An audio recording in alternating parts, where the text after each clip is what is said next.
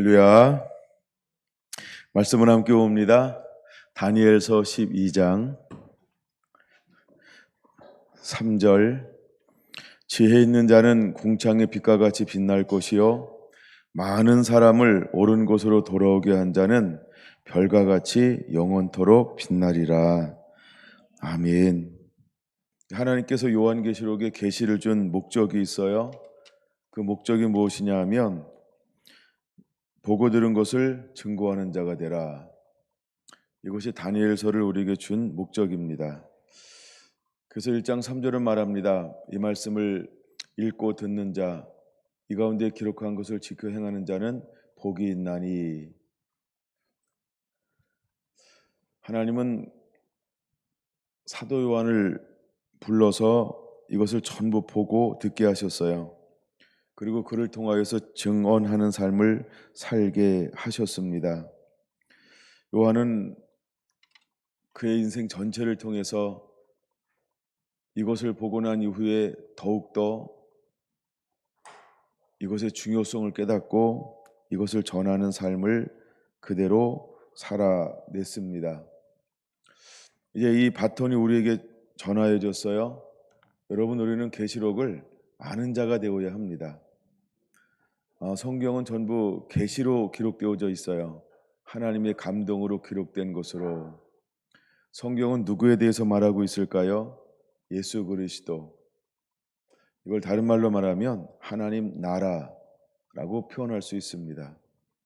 그래서 예수님이 이 땅에 오셔서 비유로 말씀하실 때 뭐라고 말씀하시냐 하면 천국의 비밀을 이라고 말씀을 하고 계신 겁니다. 자, 옳은 곳은 우리가 옳은 곳으로 사람들을 인도해야 되는데 많은 사람을 옳은 대로 돌아오게 한 자는 별과 같이 영원토록 빛날 거라고 말하고 있습니다. 여러분, 옳은 곳이 어디일까? 이제 우리는 옳은 곳으로 돌아오게 하는 자가 되어야 합니다. 먼저 우리는 첫째, 수많은 영혼들을 하나님의 말씀으로 돌아오게 하는 자가 되어야 합니다. 말씀이신 예수님께로 돌아오게 만들어야 돼요. 우리는 말씀으로 수많은 영혼들을 돌아오게 해야 합니다. 두 번째, 말씀으로 돌아오게 하기 위해서 우리는 잃어버렸던 하나님의 성령으로 충만해야 합니다. 영이 있어야 영과 진리로 하나님을 하나님 되게 예배할 수 있어요. 그래서 우리는 옳은 곳이란 어딘가 하나님의 임재하시는 곳, 즉 성령의 임재하는 곳을 말합니다. 그래서 우리는 성령으로 사람들을 돌아오게 해야 한다는 것이죠. 근데 성령으로 돌아오게 하는 것은 언제부터 시작이 되었을까요? 예수님께서 부활하시고 난 이후에 오순절날 성령이 임함을 통하여 제자들은 나가 복음을 증거하라고 말하고 있습니다. 그리고 복음을 증거한 그들에는 무엇을 이제 나누어 줄 수 있고 풀어놓을 수 있는 하나님의 은혜를 부어 주었을까? 사도행전은 두 종류의 사람이 소개가 되어지는데 먼저는 7 집사고 또 두 번째는 12 사도들입니다. 근데 7 집사가 나가서 복음을 증거할 때 그들은 여전히 물로 세례를 주었습니다. 그러나 12 사도는 나가서 그들이 기도할 때 성령으로 세례를 나누어 주기 시작합니다. 여러분, 우리는 옳은 곳으로 돌아오게 할 때 사람들을 어디로 돌아오게 해야 할까요? 이제 우리가 회개함으로 물 세례만 주는 것이 아닌 이제 성령을 그들에게 베풀고 풀어놓을 수 있는 하나님의 사람이 되어야 합니다. 그래서 12 사도는 그들을 통하여서 성령이 그들이 가는 곳들마다 하나님의 임재와 영광으로 가득하게 했고 사람들을 성령의 세례를 받게 했던 것입니다. 옳은 곳은 어디일까? 먼저 우리에게 말씀이 회복되어져야 합니다. 둘째는 하나님의 성령이 회복되어져야 합니다. 아담이 범죄했을 때 무엇이 떠난 것일까? 하나님의 영이 떠난 것입니다. 우리가 믿음으로 말미암아 하나님의 영이 우리 안에 회복이 되어집니다. 또 영이 아니면 예수님을 임금과 구주로 고백할 수가 없습니다. 옳은 곳은 어디일까? 사람들을 지식이 아닌 하나님의 영으로 인도해야 하는 것입니다. 세 번째, 우리가 말씀과 영으로 충만합니다. 그럼 우리가 옳은 곳은 어디일까? 그것은 바로 거룩한 것입니다. 하나님이 거룩하니 너희도 거룩하라라고 말씀하고 있습니다. 그러므로 이제 우리는 옳은 곳은 어디일까? 바로 거룩한 곳입니다. 그 다음에 오늘은 네 번째 부분들을 좀 다뤄보려고 합니다. 여러분, 옳은 곳은 어디일까?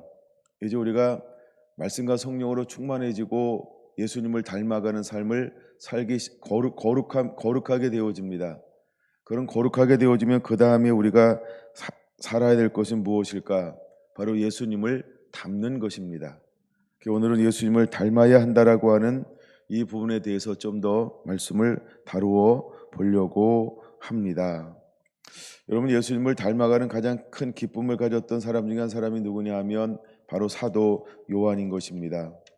여러분, 계시록 1장 9절은 사도 요한은 평생을 살면서 어떤 삶을 살았을까?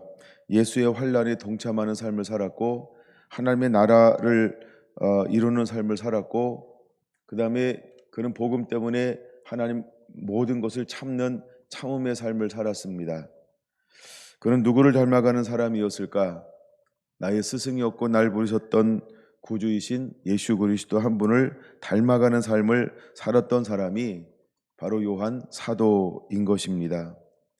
그는 요한복음을 기록하면서 요한복음 3장 27절에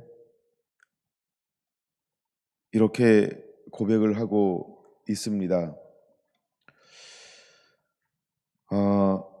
요한복음 3장 27절 요한이 대답하여 이르되 만일 하늘에서 주신 바가 아니면 사람이 아무것도 받을 수 없느니라. 내가 말한 바 나는 그리스도가 아니요 그의 앞에 보내심을 받은 자라고 한 것을 증언할 자는 너희니라. 29절 함께 읽습니다. 신부를 취하는 자는 신랑이나 서서 신랑의 음성을 듣는 친구가 크게 기뻐하나니 나는 이러한 기쁨으로 충만하였노라. 그는 흥하여야 하겠고 나는 새하여야 하리라 하니라. 여러분, 29절은 사도 요한의 최고의 고백 중에 하나일 것입니다. 신부를 취하는 자는 신랑이나 서서 신랑의 음성을 듣는 친구가 크게 기뻐하나니, 바로 예수님을 닮았던 요한 사도는 신랑의 친구가 되어서 그 신랑의 친부를 취하는 기쁨을 함께 만끽하며 누리고 있는 놀라운 고백을 하고 있습니다. 우리는 다시 오실 주의 길을 예비하고 주님을 증거하면서 여러분, 우리는 어떤 기쁨을 누려야 할까? 요한 사도가 가졌던 것처럼 나는 예수님을 닮고 나를 통하여 신랑이신 예수님이 가장 크게 기뻐한다라고 한다면 그것을 크게 기쁘게 여길 줄 아는 그 마음을 우리도 가져야 하는 것입니다. 여러분, 그 기쁨이 우리 안에 그대로 일어나야 할 것입니다. 요한복음 3장에는 이 부분을 세례 요한이 수많은 영혼들에게 세례를 주면서 그 영혼들이 주님의 신부로 단장되어지는 것을 보고 기뻐함이 기록되어져 있는 것입니다. 그래서 그는 이렇게 이야기하는 것이지요. 신부를 취하는 자는 신랑이나 서서 신랑의 음성을 듣는 친구가 크게 기뻐하나니 나 세례 요한은 이러한 기쁨으로 충만하였노라. 여러분, 이것을 기록한 사도 요한도 주님을 닮은 길을 걸어갔지만 또한 예수님이 오실 길을 예비하고 그분을 신랑에게로 인계하기 위해서 수많은 영혼들이 세례 요한을 통하여 돌아왔을 때, 그리고 모든 영혼이 신랑이신 예수님께 갈 때 그는 오히려 어떻게 고백하고 있습니까? 나는 크게 기뻐한다라고 고백하고 있습니다. 여러분, 우리가 예수님을 닮아간다는 것은 어떤 것일까? 사도 요한처럼 세례 요한처럼 우리는 이 기쁨이 충만해야 할 줄로 믿습니다.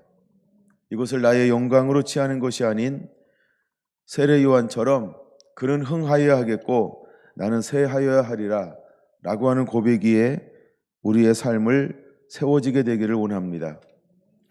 그래서 세례 요한은 자기가 비록 주의 오실 길을 예비하는 강야에서 외치는 자의 삶을 살 거라는 그 길을 걸어가면서도 기쁨으로 충만할 수 있었던 것은 그는 예수님을 온전히 소유했기 때문인 것입니다.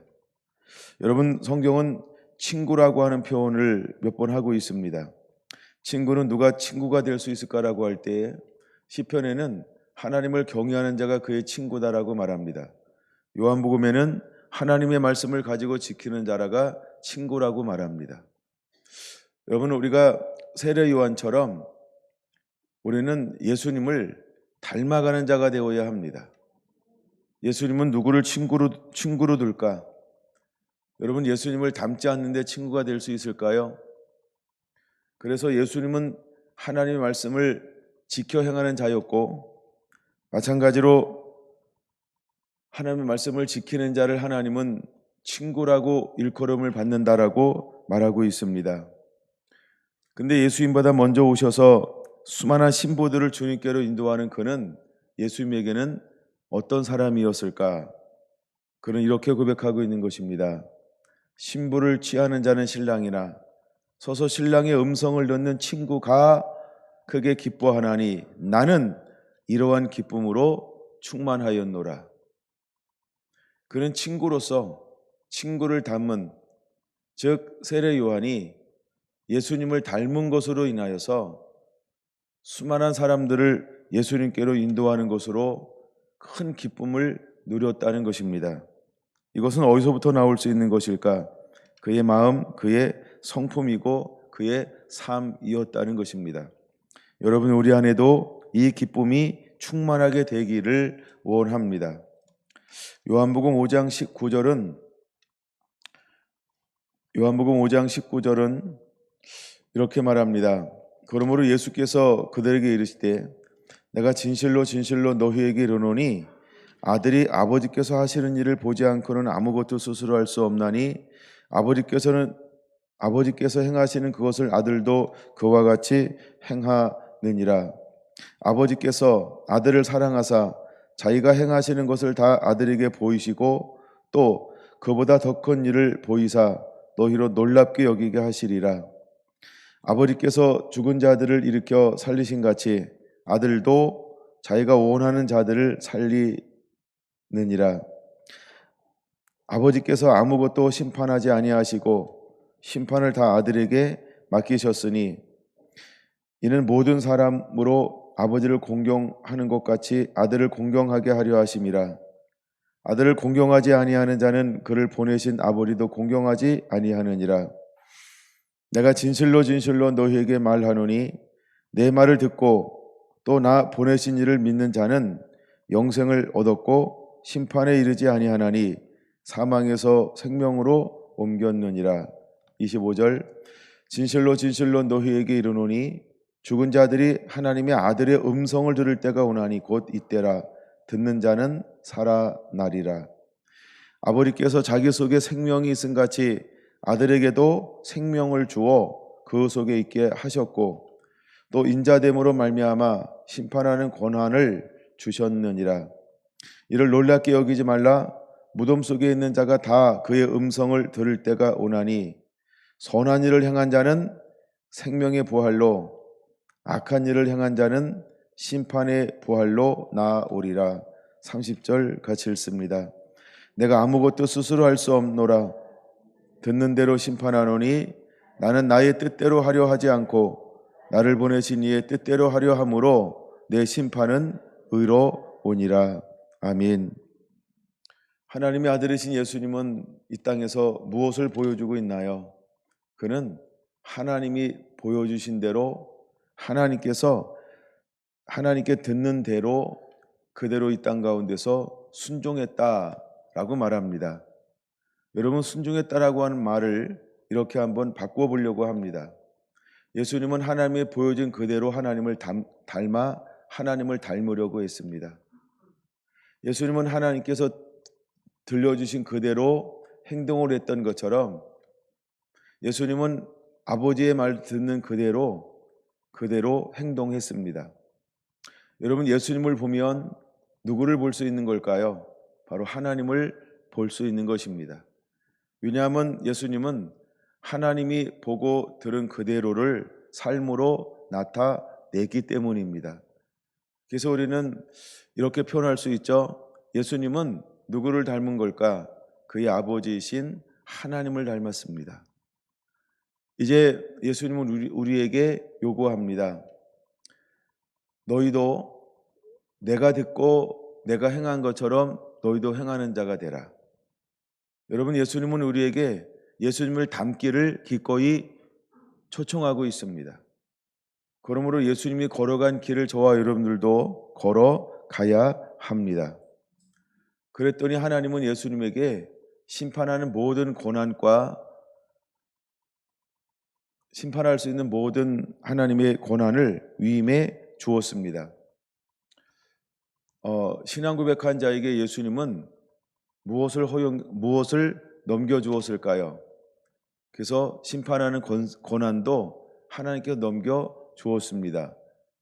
그래서 마태복음에 보면 마지막에 하나님께서는 제자들과 함께 심판하겠다라고 말씀하고 있기도 합니다. 29절은 이렇게 말하죠. 선한 일을 행한 자는 생명의 부활로, 악한 일을 행한 자는 심판의 부활로 나올 것이라고. 여러분, 우리는 누구를 닮아가는 자가 되어야 할까요? 27절, 인자됨으로 말미암아 심판하는 고난을 예수님께 허락했습니다. 이제 우리에게는 어떤 고난을 허락해 주었을까요? 주는 그리스도시요 하나님의 아들이라는 신앙 고백한 그에게 내가 땅에서 매면 하늘에서 매일 것이고 땅에서 풀면 하늘에서도 풀리라는 고난을 우리에게 위임해 주었습니다. 또한 제자들을 말씀과 성령으로 충만하여 파송하면서 마태복음 28장은 말합니다. 하늘과 땅의 모든 고난을 내게 주었노라. 하늘과 땅의 모든 권세를 내게 주었노라. 고난, 권세. 여러분, 예수님이 가졌던 그 모든 것을 누구한테 위임해 주었을까요? 바로 예수님을 닮은 저와 여러분들에게 모든 고난과 권세를 위임해 주었다는 것입니다. 여러분, 이것은 무엇을 보여주는 걸까? 우리는 예수님이 수많은 사람들을 옳은 곳으로 인도한 요한계시록 1장 5절 충성된 증인의 삶을 사셨던 것처럼 또다시 충성된 증인의 삶을 살 저와 여러분들에게 하나님의 또 예수님에게 있는 모든 고난과 권세를 위임해 주었다는 것입니다. 이것이 무엇을 의미한다고요? 저와 여러분들은 예수님을 닮아야 한다는 것이고 닮았다라고 하는 것을 보여주는 것입니다. 그러므로 우리는 예수님을 닮은 자가 되어야 합니다. 우리가 예수님을 닮을 때 예수님은 우리에게 그분이 가졌던 모든 고난과 권세를 위임해 주시고 그것을 가지고 예수님의 바톤을 이어가지고 마지막까지 달려가는 마지막 주자가 되게 하실 것입니다. 지난 시간에 말씀드렸던 것처럼 우리가 할 수 없는 일이 하나 있었습니다. 그것은 바로 십자가를 지는 것이었죠. 바로 그것은 첫사람 아담이 실패한 것을 회복하는 것이었습니다. 여러분, 이것은 둘째 아담이신 예수님만이 할 수 있었죠. 그래서 예수님은 기꺼이 그것을 감당하셨던 것입니다. 내 원대로 마옵시고 아버지의 원대로 되기를 원하나이다. 자기를 부인하고 자기 십자가를 지었던 것입니다. 예수님 이외에 그 누구도 그 죽음의 십자가는 대신 질 수가 없었기 때문입니다. 그러나 이제 주님은 우리에게 마지막으로 말씀했습니다. 너는 땅끝까지 이르러 내 증인이 되라 라고 말입니다. 그러면 이제 우리는 무엇을 닮아가는 자가 되어야 할까? 예수님이 충성된 증인으로 삶을 사셨던 것처럼 이제 예수님을 친구가 되고 닮아가는 그 사람에게 위임된 바톤이 하나 있어요. 그것이 무엇일까요? 바로 땅끝까지 이르러 예수님의 증인 되라는 것입니다. 우리는 많은 영혼들을 하나님께로 인도할 수 있는 자가 되어야 합니다. 왜냐하면 이 바톤을 하나님을 닮은 예수님을 닮은 그 하나님의 사람에게 나누어 주었기 때문입니다. 그에게는 고난이 있어요, 권세가 있어요, 능력이 있어요. 그래서 이 바톤을 가지고 우리는 수많은 영혼들을 다시 주님이 오시기 전까지 하나님께로 인도할 수 있는 책임이 주어진 것입니다. 우리에게 고난과 권세가 있습니다. 이 고난과 권세와 능력은 무엇에 사용하는 자가 되어야 할까? 이제 이 땅에 아직도 있고 잃어버린 수많은 영혼들을 미혹하고 현혹하는 악한 영들과 싸우는 하나님의 사람이 되어야 할 줄로 믿습니다. 고린도후서 11장 1절 2절에 보면 2절, 고린도후서 11장 2절, 사도 바울은 어떤 삶을 살아간다라고 말씀을 하고 있나요? 그는 중매쟁이로 삶을 살아갑니다. 정결한 처녀로 예수님께 중매하려 함이니라. 그래서 그는 정결한 처녀로 한 남편인 예수님께 중매하기 위해서 그 길을 달려간다라고 말하고 있는 것입니다. 여러분, 우리는 무엇을 본받는 자가 되어야 할까? 이제 우리는 예수님께서 달려가신 그 길, 또한 많은 선지자들이 달려갔던 그 길, 또 사도 요한이 달려갔던 그 길, 또 세례 요한이 달려갔던 그 길, 저와 여러분들도 달려가야 할 줄로 믿습니다. 고린도전서 11장을 보겠습니다. 고린도전서 11장 1절, 찾으신 분은 함께 봉독합니다. 내가 그리스도를 본받은 자 된 것 같이 너희는 나를 본받는 자가 되라. 할렐루야. 이런 분명히 사도 바울은 우리에게 당당하게 이야기하고 있습니다. 내가 그리스도를 본받는 자 된 것 같이 너희는 나를 본받는 자 되라고. 그럼 이제 여러분, 우리는 수많은 영혼들을 어디로 인도해야 할까요? 먼저 내가 누구를 본받는 자 되어야 할까요? 예수님을 본받는 자 되어야 합니다. 여러분, 예수님은 하나님을 본받았습니다. 우리는 예수님을 본받아야 합니다. 이제 우리는 잃어버린 수많은 영혼들에게 누구를 보여주는 자가 되어야 할까요? 모세를 통하여 하나님은 누구를 보여주길 원했습니까? 바로 하나님이 하나님을 보여주기를 원했습니다. 그랬던 것처럼 이제 우리는 우리 안에 계신 누구를 보여주는 자가 되어야 할까요? 예수 그리스도를 보여주는 자가 되어야 한다는 것입니다. 먼저 저와 여러분들이 예수님을 닮아가는 자가 되기 원합니다. 여러분, 거룩이라고 하는 게 뭘까? 카도시라고 하는 게 뭘까? 내가 거룩하니 너희도 거룩하라. 이제 여러분, 우리는 거룩하신 그분을 닮는 것입니다. 그 내가 거룩함을 소유해야 하는 것입니다. 거룩이 나의 삶이어야 한다는 것이지요. 여러분, 이 사람들은 하나님의 은혜와 능력을 부어줄 것입니다. 그래서 허다한 사람들을 그 거룩한 곳, 바로 복음이 있는 곳, 영원한 생명이 있는 그곳으로 인도할 수 있도록 하나님의 능력을 부어 주실 거라고 하는 것입니다. 우리가 사람들을 어떻게 그리스도께로 인도해야 할까? 고린도전서 10장으로 좀 보려고 합니다. 고린도전서 10장 23절은 이렇게 말하고 있죠. 모든 것이 가나 모든 것이 유익한 것이 아니라고. 두 번째, 모든 것이 가나 모든 것이 덕을 세우는 것이 아니라고. 세 번째, 누구든지 자기의 유익을 구하지 말고 남의 유익을 구하라라고. 그럼 여러분, 이거 그리스도를 닮아갈 때 어떤 삶을 살아야 할까? 첫째, 모든 것이 가나 모든 것이 유익하지 않다는 겁니다. 그러면 우리는 모든 것을 다 행할 수 있습니다. 그러나 유익한 것을 위해서 살라고 말씀하고 있는 거죠. 두 번째, 여러분, 우리는 모든 것을 다 할 수 있습니다. 그러나 덕을 세우는 삶을 살라라고 말하고 있는 것이지요. 세 번째, 우리가 자기의 유익을 구하지 말고 남의 유익을 구하는 삶을 살라라고 말씀을 하고 있는 것이지요. 건너뛰어서 31절로 갑니다. 그런즉 너희가 먹든지 마시든지 무엇을 하든지 다 하나님의 영광을 위하여 하라. 여러분, 우리는 양심상 먹을 수도 있습니다. 또한 양심상 우리를 지켜보는 사람들을 위해서 먹지 않는 것이 때로는 유익할 수 있다라고 하는 것입니다. 그래서 우리가 이것을 하는 것이 많은 사람들에게 유익되지 아니하면 하나님은 나보고 절제하라 이렇게 말하고 있는 것이지요. 그러나 우리가 그 사람들 앞에서 외식하며 행하지 말아야 할 이유도 있습니다. 물론 내 양심이 꺼리낌이 없을 수 있어요. 그러나 단순히 나만을 생각하는 것이 아닌 세 번째가 가장 중요한 거죠. 자신의 유익을 구하지 말고 남의 유익을 위하여 구하라. 우리가 예수님을 본받는 자의 삶을 통하여서 이제 우리는 무엇을 위해서 사는 자가 되어야 할까? 31절 마지막에 이렇게 말합니다. 다 하나님의 영광을 위하여 하라라고 말입니다.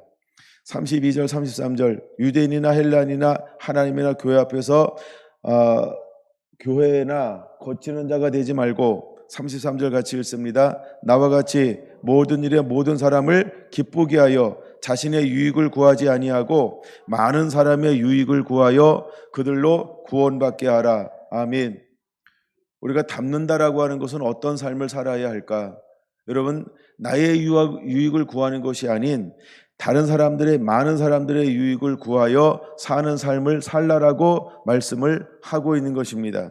33절 나와 같이 모든 일에 모든 사람을 기쁘게 하여 라고 말합니다. 나와 같이.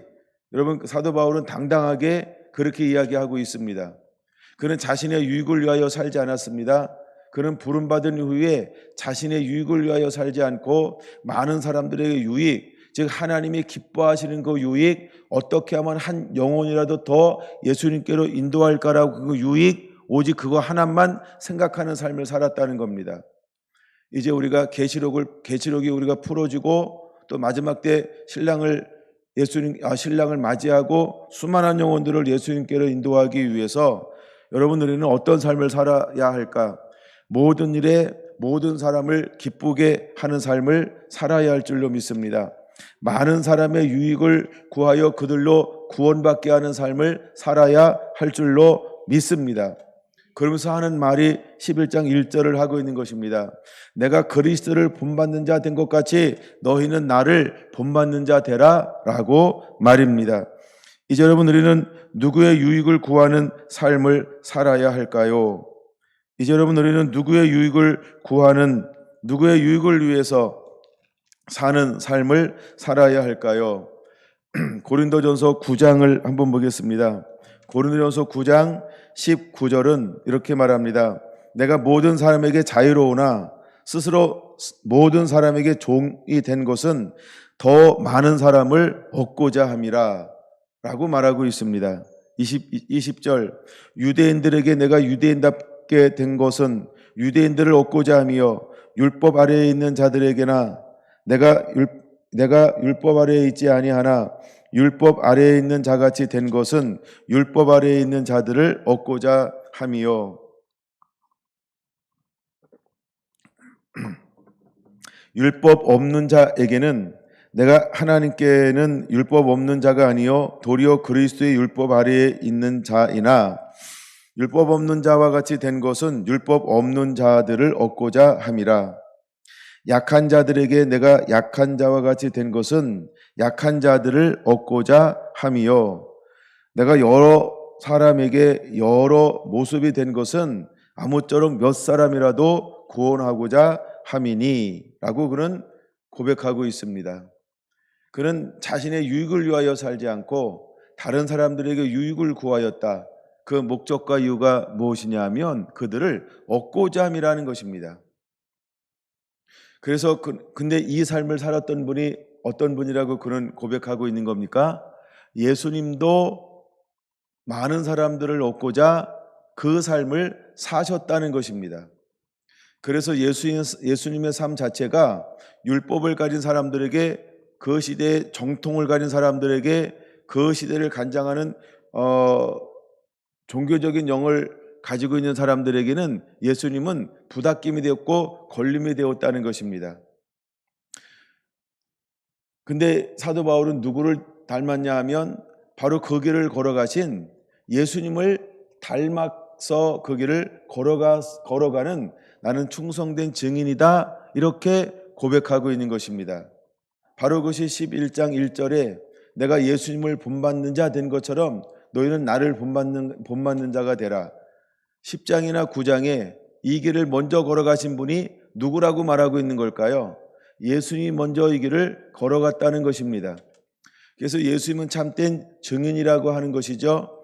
우리에게 어떻게 살아야 하는지, 영혼을 구원하기 위해서, 많은 사람들을 생명으로 인도하기 위해서 어떤 길을 걸어간지 예수님께서 우리에게 본을 보여주었다는 것입니다. 근데 그 예수님께서 걸어간 그 길을 또다시 걸어간 사람이 누구냐 하면 고린도전서에는 사도 바울인 것입니다. 그래서 사도 바울은 네 가지 형태를 말하면서 내가 모든 사람의 종이 된 것은 더 많은 사람들을 얻게 하기 위해서 그들의 종이 되었다라고 말하고, 내가 유대인 같이 된 것은 유대인들을 얻고자 함이고, 내가 율법 아래에 율법 없는 자 같이 행한 것은 율법 없는 자들을 얻고자 하는 거고, 율법 아래에 있는 자들에게 율법 아래에 있지 아니한데 율법 아래에 있는 자 같이 한 것은 율법 아래에 있는 자들을 얻고자 함이라고 말하고 있습니다. 그 다음에 22절은 약한 자들, 즉 가난한 사회적인 약자들처럼 그가 행한 것은 아무쪼록 그들을 얻기 위하여 그는 그렇게 행동했다라고 말하고 있습니다. 여러분, 우리가 자기의 유익을 구하지 않고 많은 사람들에게 유익을 구하기 위해서 우리는 예수님이 걸어갔던 그 길, 저도 여러분들도 걸어갈 수 있는 자가 되어야 할 줄로 믿습니다. 여러분, 우리 안에 무엇이 있어야 이 길을 그렇게 걸어갈 수 있을까요? 첫째, 우리 안에는 진리의 말씀 앞에 견고하게 서 있어야 할 줄로 믿습니다. 여러분, 둘째, 우리는 성령의 인도함을 받는 자가 되어야 할 줄로 믿습니다. 우리는 어떤 길을 걸어간다 할지라도 셋째, 거룩한 자가 되어야 할 줄로 믿습니다. 그래야 그 길을 걸어갈 수가 있는 것입니다. 그러면 우리는 누구를 점점 닮아갈 수 있냐 하면 그분이 가신 길을 가기 위하여 우리는 예수님을 연구하고 예수님을 사랑하게 되어져 있습니다. 그래서 예수님이 걸어간 그 길을 그대로 걸어가는 것입니다. 저는 계시록을 나누면서 이제 계시록을 마무리하려고 하는 가운데 계속 더 많은 것들이 보여지고 있어서 좀 더 나누고 있는데, 그 중에 하나가 1장 9절이었어요. 아니, 사도 요한이 다시 한번 전체적으로 보여지기 시작을 한 것입니다. 왜 하나님은 사도 요한을 마지막에 계시를 담아내는 하나님의 통로와 그릇으로 삼았을까? 여러분, 그는 가장 어린 나이에 부름을 받았어요. 최소 27살 정도의 부름을 받았겠죠. 근데 그가 한평생을 살아가면서 예수님 이후에 그는 60년 동안 변함이 없는 믿음의 길을 걸어갔다는 것입니다. 여러분, 요한계시록 1장 9절은 계시록을 받고 난 다음에 그것 때문에 반모란 섬에 갇힌 게 아닙니다. 그는 이미 두 가지 때문에 반모란 섬에 갇혔다라고 말합니다. 요한계시록 1장 9절 보세요. 첫째는 하나님의 말씀과, 둘째는 예수님의 복음을 증언함으로 말미암아 반모란 섬에 갇혔다라고 말합니다. 근데 그는 이 두 가지의 삶을 살아냈다라고 하는 것이죠. 이미 그는 복음을 위해서 한 번도 후퇴한 적이 없다는 겁니다. 그는 그때 성령의 인도함에 한 번도 그는 자기를 부인한 적이 없다는 것입니다. 그는 언제든지 자기의 십자가를 지고 자기를 부인하며 주님이 원하는 그 길을 걸어갔다는 것입니다. 여러분, 그것을 말해주는 단어가 1장 9절에 세 가지로 말합니다. 첫째는 예수의 환난에 동참한 자라고 말합니다. 둘째는 예수님의 나라에 동참한 자라고 말합니다. 셋째는 그 참음에 동참한 자라고 말하고 있습니다. 여러분, 이 세 가지 의미가 무엇인지 마음에 영으로 와 닿습니까? 여러분, 이것이 세 단어가 내 안에 영으로 다가와야 합니다. 그래야 진짜 은혜가 임하는 겁니다. 단순히 이 의미가 뭐지? 이 단어를 해석한다고 되는 것이 아닌 예수의 환난이 무엇인지가 영으로 와닿아야 합니다. 예수의 나라, 그것이 무엇인지 내 마음에 와닿아야 합니다. 그 다음에 예수님의 모든 참음, 그가 걸어간 그 길을 그대로 닮아서 나도 참음에 동참한 자라는 것입니다. 동참했다는 것입니다. 머리가 아닙니다. 이론이 아닙니다. 책상이 아닙니다. 서적이 아닙니다. 교실이 아닙니다. 삶에서 그렇게 했다는 것입니다. 삶에서 그렇게 살아냈다는 것입니다. 예수님처럼 모든 환난 가운데서 예수님처럼 걸어갔다는 것입니다. 그런 나라가 풀어진 이후에 부활하신 예수님께서 오셔서 나라를 풀어주었습니다. 그리고 60년 동안 예수님께서 3년 6개월 동안 나라를 위해 사셨던 것처럼 그는 60년 동안 나라를 위해서만 살았다는 겁니다. 자신을 위해서 산 것이 아닙니다. 야망을 위해 자기가 하나도 없었다는 것입니다. 온전히 그의 부르심, 자기 십자가를 지고 하나님의 나라를 위해서만 살았다는 겁니다. 그 다음에 참음에 참았다라고 하는 것입니다. 이 참음이 무엇일까요? 말씀 때문에 사랑함으로 살았다는 거예요. 성령을 쫓아 살았다는 거예요. 즉 육의 소욕으로 살지 않고 영의 소욕으로 살았다라고 하는 것입니다. 이 사람이 누구라고요? 사도 요한인 것입니다. 왜 하나님은 요한에게 마지막 때 되어질 엄청난 비밀 중에 비밀, 계시 중에 계신 요한계시록을 보여줬을까? 그릇이 됐다는 겁니다. 그는 충성되다라고 하는 겁니다. 그는 변함이 없다는 것입니다. 그는 배반하지 않을 거라는 것입니다. 그는 이것을 잃어버리지 않을 거라고 하는 것입니다. 하나님이 그 사람에게 이 어마어마한 계시를 보여준 것입니다.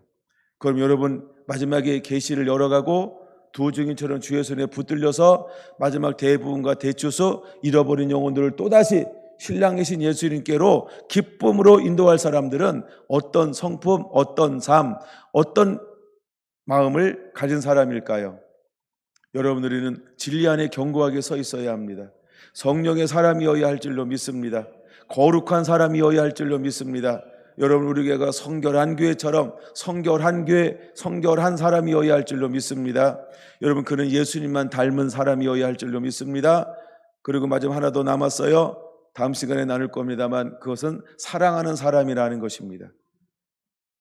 여러분, 사도 요한의 처음에 별명이 뭐라 그랬죠? 우레의 아들이었습니다. 근데 그의 마지막 별명은 뭐였다고요? 사랑의 사도였다는 겁니다. 결국 하나님께서는 우리에게 뭘 요구할까요? 사랑을 요구할 것입니다. 여러분, 예수님을 일컬어서 우리가 뭐라고 표현할 수 있을까요? 그는 우리를 사랑하셔서 이 땅에 오셨고 우리가 죄인 되었을 때 우리를 사랑하셔서 죽기까지 우리를 사랑하신 분이라는 것입니다. 그럼 여러분, 마지막 계시록을 가지고 다시 대부분과 대추수 마지막 때 그 복음을 가지고 그 길을 걸어갈 사람들은 어떤 사람이어야 할까? 옳은 곳에 있는 사람이어야 한다는 겁니다. 그래서 옳은 것이 무엇이라고 제가 지금 말씀을 드리고 있는 걸까요? 여러분, 옳은 것은 진리의 말씀인 것입니다. 여러분, 그것은 바로 하나님의 임재, 그분의 영광이 있는 하나님의 성령이라는 것입니다. 여러분, 그거 있는 사람들은 어떤 삶을 살 수밖에 없을까요? 주님이 가장 기뻐하는 것처럼 믿음의 삶을 사는데 거룩한 삶을 삽니다. 깨끗한 삶을 살게 되어져 있습니다. 정결한 삶을 살게 되어져 있습니다. 의의 삶을 살게 되어져 있습니다. 할렐루야. 하나님이 기뻐하는 삶을 살게 되어져 있는 것입니다.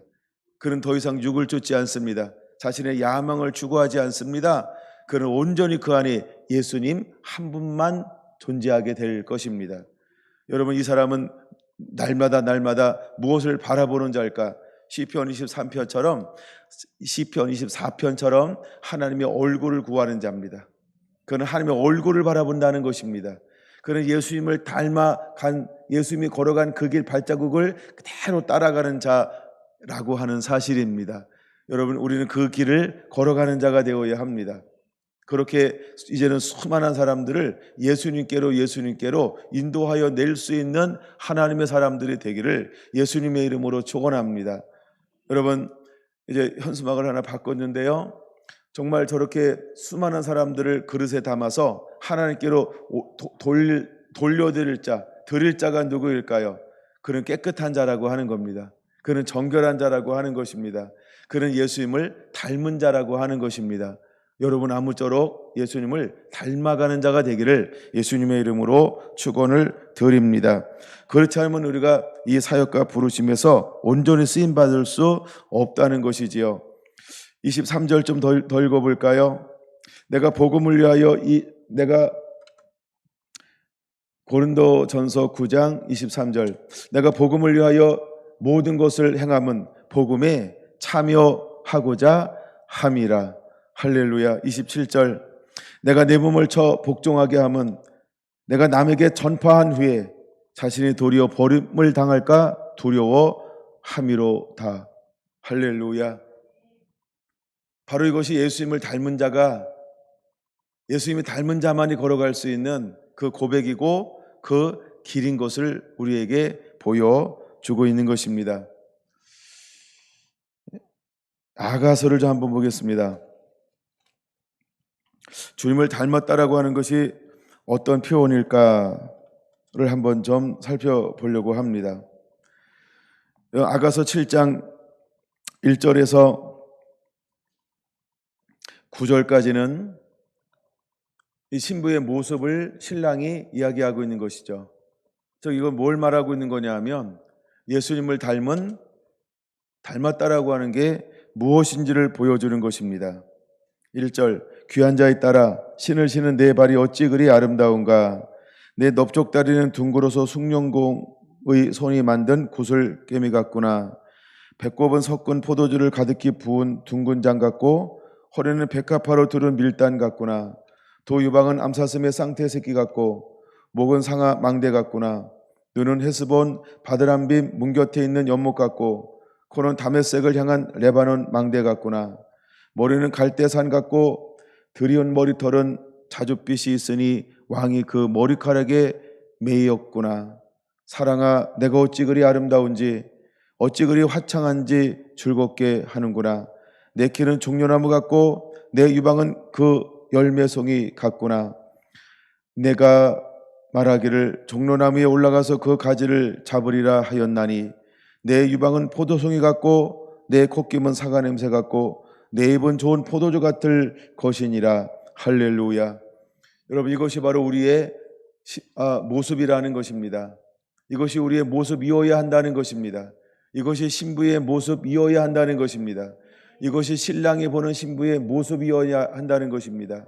여러분 우리는 누구를 닮아가는 자가 되어야 할까요? 여러분이 신랑 되신 예수님을 닮는 자가 되기를 예수님의 이름으로 축원을 드립니다. 할렐루야. 바로 이것이 신부의 모습이라고 하는 거예요. 여러분 이것이 우리의 모습이 되어야 할 줄로 믿습니다. 여러분 이제 7장을 여러분들 다시 한번 자료들을 찾아오면서 이것이 무엇을 의미하는지 깊이 묵상해 봐야 합니다. 그리고 내 삶 가운데 실제로 이런 모습들이 이제는 드러나야 하는 것입니다. 여러분 이것이 뿜어져 나와야 할 줄로 믿습니다. 여러분 4장 1절에서 5절의 첫 번째 신부가 어떻게 성숙했는지를 보여주고 있는 것이죠. 4장 1절에서 5절까지 나오기 전에는 그냥 어여쁘고 예쁜 여인이었습니다. 물론 여러 가지를 겸비하고 갖추었습니다. 그러나 이제 4장 1절에서 5절까지는 신부를 단장시켜가지고 너는 이런 모습이다라고 신랑이 그에게 확신시켜 주고 있습니다. 여러분 계속해서 신랑은 신부가 어떤 모습인지를 이야기하고 있지요. 그런 것처럼 이제 우리는 주님 손에 어떻게 예수님을 닮아가야 하는지를 우리에게 아가서를 통하여 보여주고 있는 것입니다. 여러분 신부의 정체성으로 변화되어졌을 때 이 신부는 어떤 모습으로 바뀌었을까요? 4장 9절, 10절, 11절, 12절, 13절, 14절, 15절 이것이 바로 신부의 모습이라고 하는 것입니다. 여러분 이것은 과연 누구를 닮아가는 모습일까요? 신랑이신 예수님을 닮아가는 모습인 것입니다. 이제 우리의 모습이 이렇게 성숙되어져야 합니다. 그리고 이것을 겸비한 자가 되어야 할 줄로 믿습니다. 더 이상 우리에게는 육의 흐름이 있는 것이 아닌 영의 흐름이 있어야 할 줄로 믿습니다. 여러분 더 이상 우리에게는 육을 쫓는 자가 되는 것이 아닙니다. 이제 우리는 영을 쫓는 자가 되어야 할 줄로 믿습니다. 바로 이것이 우리가 예수님을 닮아가야 하는 것입니다. 근데 너무나 많은 사람들이 여전히 주님을 닮았다고 하면서 육과 육이 혼재되어져 있습니다. 여러분들은 거룩한 씨름에서 싸워야 합니다. 더 이상 육의 소욕을 드러내는 것이 아닌 자기를 부인하고 자기의 십자가를 지고 이제 내 안에 계신 예수님을 온전히 드러낼 수 있는 주님의 신부로 단장되어지는 그런 은혜들이 있게 되기를 예수님의 이름으로 축원합니다. 그래서 많은 사람을 옳은 곳으로 돌아오게 한 사람은 여러분 다니엘처럼 흠이 없는 자가 되어야 할 줄로 믿습니다. 사도 요한처럼 흠이 없는 자가 되어야 할 줄로 믿습니다. 바로 이것은 흠이 없는 예수님을 닮아가는 것입니다. 주님의 마지막 때 이러한 신부를 찾고 있는 것입니다. 또한 이런 친구들을 부르고 있는 것입니다. 아무쪼록 성결한 성도 한 분 한 분들이 이렇게 흠도 없고 점도 없는 예수 그리스도를 닮아가게 되기를 예수님의 이름으로 축원합니다. 할렐루야, 할렐루야. 이 시간에 주신 말씀을 기억하면서 우리 함께 기도하기를 원합니다.